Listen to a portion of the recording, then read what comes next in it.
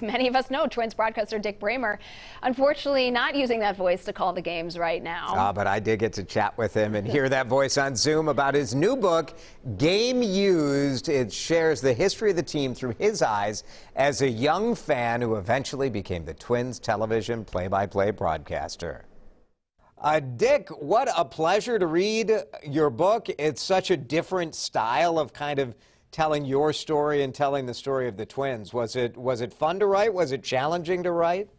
It was a lot of fun to write because, as you know, I'm a lifelong Twins fan, and so I kind of took the approach of trying to make it a Twins history book.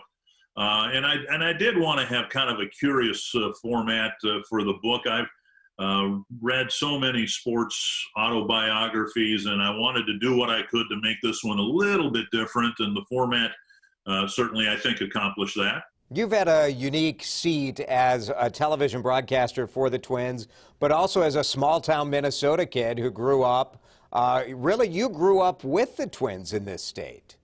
I'm just barely old enough to remember the first Twins game in 1961. I was in kindergarten at the time. And so I remember hearing about the game, and by that time I'd already been introduced to baseball because of the town team in Dumont, Minnesota. They played in my backyard. And so now we had a major league team and the likes of Killebrew and Cott and Pasquale and Allison and these really notable baseball players who are now playing for our team. So that was the intent in the book, to make it a Twins history book, first from the perspective of somebody who followed the team as a kid and an adolescent, and now for nearly 40 years as a broadcaster. It is so strange not having baseball right now. I have to say, just hearing your voice kind of takes me at least to the ballpark, you know? My family members don't have the same reaction that you do. They're quite sick of my voice. But, we've all been trying to figure out, ways to pass time. We've watched old baseball games. Last fall, I bought a pressure washer. I'm pressure washing everything. If we had a cat right now, it'd be, unfortunately, the cleanest cat in the state of Minnesota. This is sort of an unfair question, but as you look back on your history with the Twins, is there one player that strikes you as the greatest Minnesota Twins player of your lifetime? Well, there's a couple of easy answers. If you'd allow me multiple answers, certainly Kirby Puckett. I was there for the beginning of his career, but I will tell you that one of the great thrills of my career was to be introduced to, get to know, and work with Harmon Killebrew for several years, because he was the guy for those of us who grew up when the Twins came from Washington, D.C. He was the guy who represented Twins baseball in the early and through the 60s entirely, and I got a chance to meet him, and was very happy to call him a broadcast partner and a friend for many years. You tell an emotional story in the book of being there for Kirby Puckett at the end, probably one of the saddest moments in Minnesota history, really. And when I read the story in the book and when I try to retell it, I still get emotional about it. But we were there for Kirby's funeral after he suffered the stroke during spring training, and as I viewed him in the casket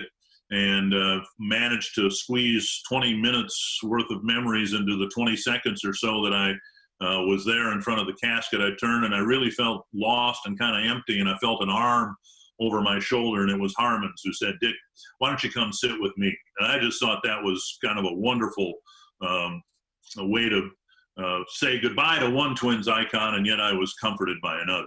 What do you think the Joe Mauer legacy will be when people look back? It's such a social media driven time where people's hot take has to be hotter than the next person.